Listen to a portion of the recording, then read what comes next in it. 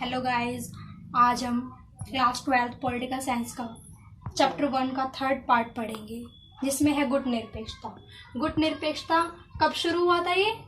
इसका आंदोलन शुरू हो गया था 1956 में। 1956 में गुट निरपेक्षता शुरू हो गया था।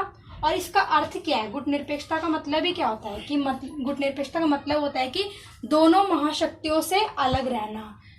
देखिए, जब शीत युद्ध में दो महाशक्तियां उभर कर आई थी, सोवियत संघ और अमेरिका, तो वे देश जो इसमें शामिल नहीं हुए थे, जैसे छोटे छोटे देश शामिल हुए थे महाशक्तियों में, और जो इसमें शामिल नहीं हुए वो उन्होंने क्या बनाया? एक अपना अलग गठबंधन या फिर संघ बनाया, गुट निरपेक्षता, जिसे हम किसके नाम से जानते हैं? गुट निरपेक्षता के नाम से। इसकी स्थापना किस किस देशों ने की थी? युगोस्लाविया, भारत, मिस्र, इंडोनेशिया, घाना। एग्जाम में बहुत बार आता है कि ये युगोस्लाविया के किस शासक ने या फिर किस प्रधानमंत्री या फिर कौन था उस समय जिसने इसकी स्थापना की थी। जो युगोस्लाविया के जोसेफ ब्रोज टिटो ने की थी, भारत के पंडित नेहरू ने, और मिस्र के गमाल अब्दुल नासिर ने, इंडोनेशिया के सुकर्णो ने, और घाना के वामे एनक्रुमा ने। ठीक है, इन्होंने गुट निरपेक्षता की स्थापना की थी। मतलब इसकी स्थापना इन 5 देशों ने ही की थी। अब है गुट निरपेक्षता का पहला सम्मेलन। गुट निरपेक्षता का हमारा पहला सम्मेलन बेलग्रेड में हुआ था, जो 1961 में हुआ था। और जब 1961 में ये सम्मेलन हुआ तो इसमें केवल 25 सदस्य देश शामिल थे। ठीक है, पहले सम्मेलन में 25 सदस्य देश शामिल थे। और मतलब 14वां सम्मेलन हुआ जब, जो बहुत फेमस है, वो हवाना में हुआ था। हवाना कहाँ पर है? क्यूबा में। ठीक है, क्यूबा मिसाइल संकट हमने पढ़ा था, और ये हवाना कहाँ पर है? क्यूबा में है, जो 2006 में हुआ था 14वां सम्मेलन। इसमें कितने सदस्य थे? 116 सदस्य देश। तो ये बहुत फेमस है, ये बहुत आता है क्वेश्चन कि 14वां सम्मेलन कब हुआ था और कितने देश शामिल थे। तो ये हम लिख देंगे, 116 था सदस्य देश और 2006 में हुआ था। अब बात आती है कि गुट निरपेक्षता जो है, इसके उद्देश्य क्या है?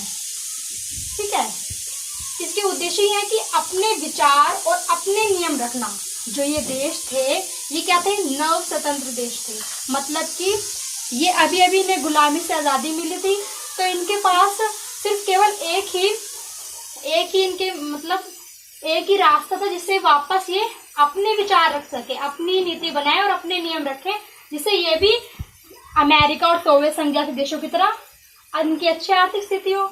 और विश्व शांति के लिए गुट निरपेक्षता का उद्देश्य कि विश्व में शांति बन रहे, क्योंकि इसमें किसी भी युद्ध की बात नहीं की जाती, कि कहा जाता है कि विश्व में शांति बनाए रखना इन देशों का उद्देश्य था जिन्होंने गुट निरपेक्षता निभाई।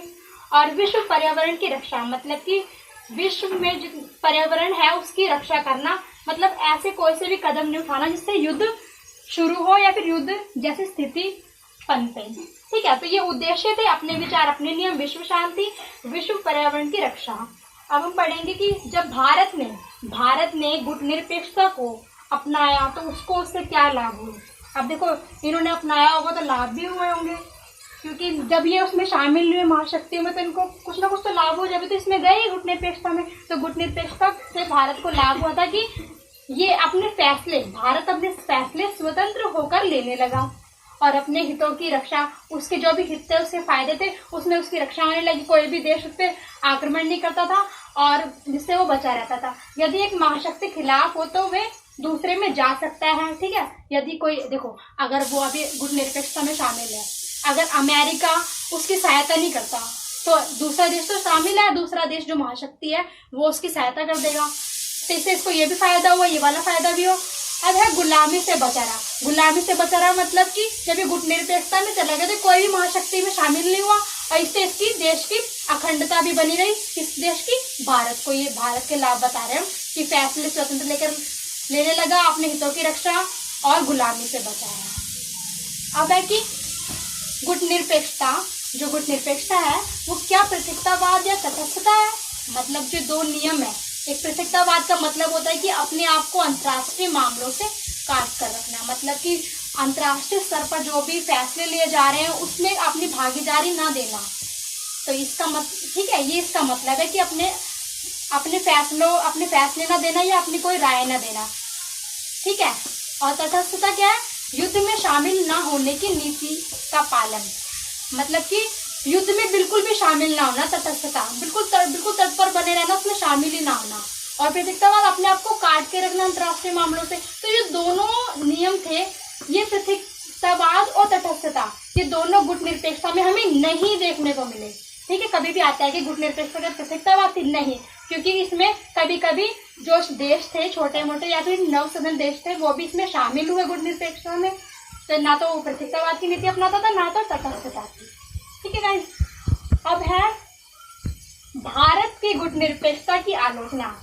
जब भारत ने गुटनिरपेक्षता की नीति अपनाई तो बहुत सी उसकी आलोचना की गई कि जो भारत है वो अपने राष्ट्रीय हितों को साधने के लिए अंतर्राष्ट्रीय फैसलों से बचता रहा है।